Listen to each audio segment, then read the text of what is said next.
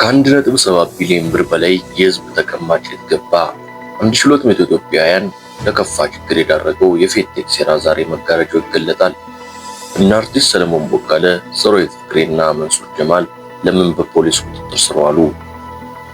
እያንዳንዳቸውስ የ8 ሚሊዮን ብር መኪና በስጦታ ተቀብለዋል? እውነቱን አሁኑም እናጋልጣለን።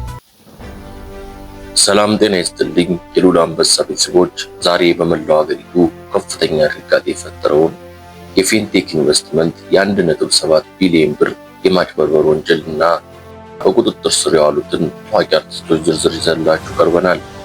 አብራችሁን ቆዩ። ድርጅቱ ከወለድ ነፃ የመኪና ብድር እናመቻቻለን በማለት ከ1200 በላይ ተጎጂዎች እያንዳንዳቸው 1.3 ሚሊዮን ብር እንዲከፍሉ አድርጓል።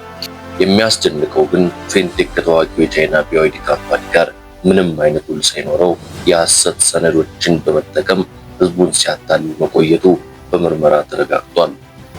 የዚህ ግዙፍ ሴራ ዋና መሐንዲሶች መስራቾች ዳንኤል ዮሐንስና ግርማይ ገብረ ሚካኤል መሆናቸው ታውቋል። በዚህ ወንጀል ተባባሪ በመሆንና የተጋነነ ማስታወቂያ በመስራት የተጠረጠሩ 7 ታዋቂ አርቲስቶችና ባለሙያዎች በቁጥጥር ስር ውለዋል። ከነዚህም መካከል አርቲስት ሰለሞን ቦጋለ፣ አርቲስት ሰራዊት ፍቅሬና ኢንፍሉዌንሰር መንሱር ጀማል ይገኙበታል። ፖሊስ እንደገለጸው እነዚህ አርቲስቶች ለሰሩት ማስታወቂያ እያንዳንዳቸው 8 ሚሊዮን ብር የሚያወጣ ዘመናዊ መኪና በስጦታ መልክ ተቀብለዋል።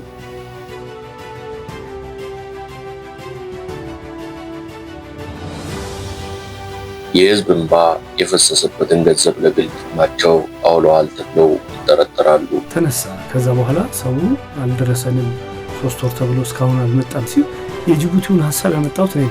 የፌዴራል ፖሊስ በአሁኑ ሰዓት በ19 የተለያዩ ወንጀል ድርጊቶች ላይ የጀመረውን ጥልቅ ምርመራ አጠናክሮ ቀጥሏል።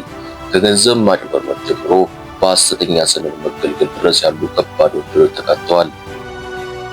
ተጎጂዎች በከፍተኛ ሐዘን ላይ ቢሆኑም ህጉ ተገቢውን ፍትህ ይስጠናል በሚል ፖሊስ ጣቢያ ደጅ በመጥናት ላይ ናቸው።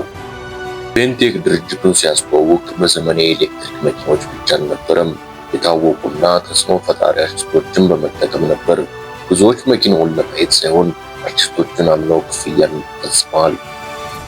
አርቲስቶቹ ማስታወቂያውን ከመስራታቸው በፊት የድርጅቱን ህጋዊነት አረጋግጠዋል ወይስ ክፍያ ስላገኙ ብቻ ህዝቡን ለጉድ ዳረጉት? ይህ ትልቅ የሞራል ጥያቄ ነው።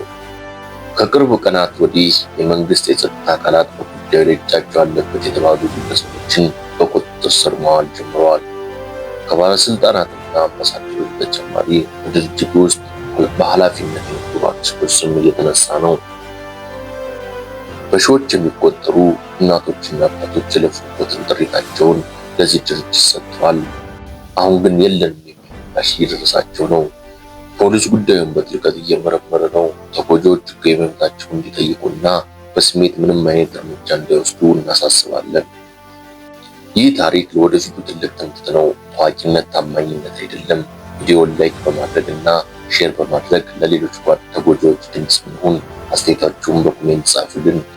እስካሁን ካሉት አርቲስቶችም ሆነ ከድርጅቱ ወገን የተሰጠ ይፋዊ ምላሽ የለም። እኛ ግን ጉዳዩን በቅርበት እየተከታተልን አዳዲስ መረጃዎች እንደደረሱን ወዲያውኑ የምናሳውቃችሁ ይሆናል። ይህ ቪዲዮ ለሌሎች ወገኖቻችን ትምህርት እንዲሆን ሼር አድርጉት። አስተያየታችሁን ኮሜንት ላይ ጻፉልን። ወቅታዊ መረጃዎችን ለማግኘት የሉላ አንበሳ ቤተሰብ ሁኑ። ሰላም ለሀገራችን።